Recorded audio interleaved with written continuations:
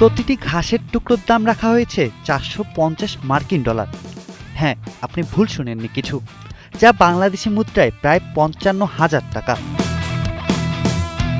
মাঠে এখনো বিশ্বকাপ ফাইনালের বাঁশি বাজেনি, বাজতেও আরও সপ্তাহখানেক বাকি। তবে তার আগেই নতুন এক উদ্যোগ নিয়ে আলোচনায় এসেছে বিশ্ব ফুটবলের নিয়ন্ত্রক সংস্থা ফিফা। 2026 ফিফা বিশ্বকাপের ফাইনালে ব্যবহৃত হতে যাওয়া মাঠের ঘাসের ছোট ছোট অংশ সংগ্রহ করে বিক্রি করবে তারা। আগামী 19 জুলাই যুক্তরাষ্ট্রের নিউ জার্সির মেটলাইফ স্টেডিয়ামে অনুষ্ঠিত হবে বিশ্বকাপের ফাইনাল। সেই ম্যাচ শেষে মাঠের ঘাস বিশেষভাবে সংরক্ষণ করে সংগ্রাহক ও ফুটবল প্রেমীদের কাছে বিক্রি করা হবে।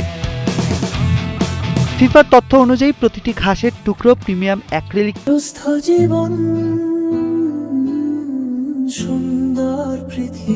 কেসে সংরক্ষিত থাকবে। সঙ্গে থাকবে একটি স্মারক ইউএসবি এবং সত্যতা নিশ্চিত করা বিশেষ অথেন্টিসিটি ফিচার। পুরো প্যাকেজটি প্রিমিয়াম বক্সে সরবরাহ করা হবে। ফিফার দাবি এটি কেবল একটি ঘাসের টুকরো নয়, বরং বিশ্বকাপ ফাইনালের ইতিহাসের একটি স্মারক। তবে আপাতত শুধু যুক্তরাষ্ট্র ও ইউরোপের ঠিকানায় এই সংগ্রহযোগ্য পণ্য পাঠানো হবে এবং ফাইনাল শেষ হওয়ার পরই অর্ডার সরবরাহ করা হবে।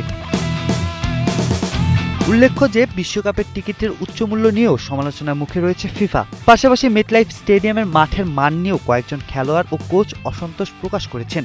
এর মধ্যে মাঠের ঘাস বিক্রির ঘোষণা ফুটবল অঙ্গনে নতুন আলোচনা জন্ম দিয়েছে। জুবাইর হোসেন বাপ্পি, কালের কণ্ঠ।